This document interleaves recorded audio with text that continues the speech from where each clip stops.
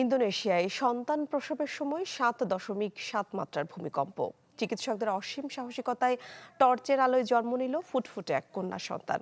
খাদ্য, পানীয়, আশ্রয়ের তীব্র সংকটের মাঝেও নবজাতকটি এখন আশার প্রতীক হয়ে উঠেছে। আমি ভরসা রাখি হিরন স্মার্ট ওয়াটার পিউরিফায়ারে।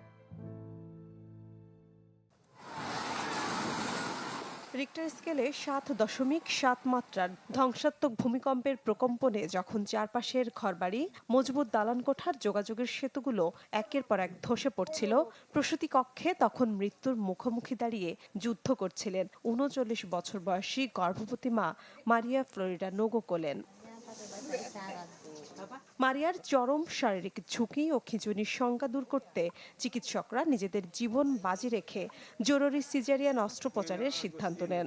অন্ধকারের মাঝে একমাত্র ভরসা ছিল টর্চের মৃদু আলো। চিকিৎসকদের হাত কাঁপছিল ভয়ে, তবে মারিয়ার চোখে ছিল কেবল নিজের অনাগত সন্তানকে পৃথিবীর মুখ দেখানোর দৃঢ়তা। অবশেষে সব ভয় অতিক্রম করে পৃথিবীতে আসে মাত্র ১.৩ কেজি ওজনের ফুটফুটে এক কন্যা সন্তান। ইন্দোনেশীয় ভাষায় ভূমিকম্পকে বলা হয় গেম্পা, আর এই ভয়াবহ দুর্যোগকে জয় করে জন্ম নেয়া সে অলৌকিক শিশুটির নাম রাখা হয় গেম্পিতা। জন্মের পরপরই ছোট্ট গেম্পিতাকে স্থান দেওয়া হয় একটি ইনকিউবেটরে, কিন্তু ধ্বংসপ্রাপ্ত হাসপাতালের ভেতরে রাখার উপায় ছিল না বলে খোলা আকাশের নিচে ঘাসের ওপর টাঙানো একটি অস্থায়ী তাঁবুর ভেতরে রাখা হয়েছে সেই জীবন রক্ষাকারী যন্ত্রটি। মারিয়া নিজে প্রসূতি পরবর্তী রক্তক্ষরণের শিকার হয়েও চিকিৎসকদের অসীম সাহসিকতার প্রশংসা করেন। চিকিৎসক এবং নার্সদের প্রতি আমার কৃতজ্ঞতা।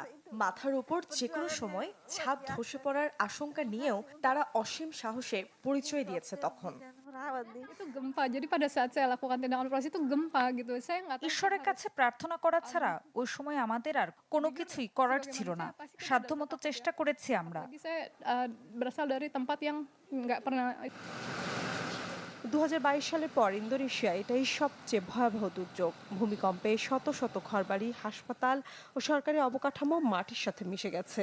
হাজার হাজার মানুষ নিজেদের ভিটেমাটি হারিয়ে পুরোপুরি গৃহহীন ও বাস্তুচ্যুত হয়ে পড়েছেন। প্রাণহানি বেড়ে দাঁড়িয়েছে অর্ধশতাধিক।